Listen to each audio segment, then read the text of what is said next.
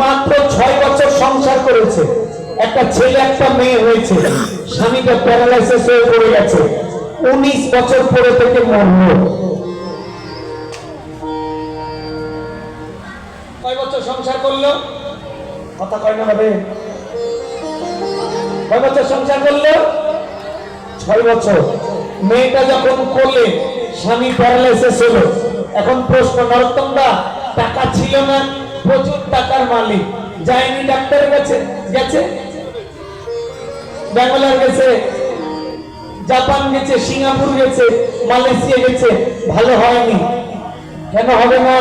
ভগবান বললেন আগের জন্মের কারো কর্মের ফল যদি কপালে লেখা থাকে 12 বছর প্যারালাইসিস হয়ে পড়ে থাকবে, পৃথিবীর কোনো ডাক্তার নেই ওটা 12 সেকেন্ড কম বেশি করতে পারবে।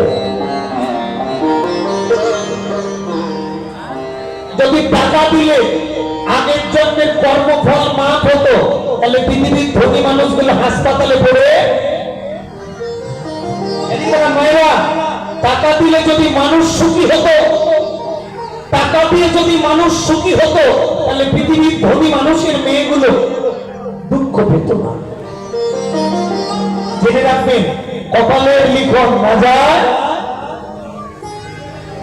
মেয়েকে টাকা দিতে পারো, ছেলেকে 50 লাখ টাকা দিয়ে ইঞ্জিনিয়ার বানিয়ে দিতে পারো, কিন্তু ছেলে সুখী হবে কিনা এটা তোমার বলার অধিকার নেই।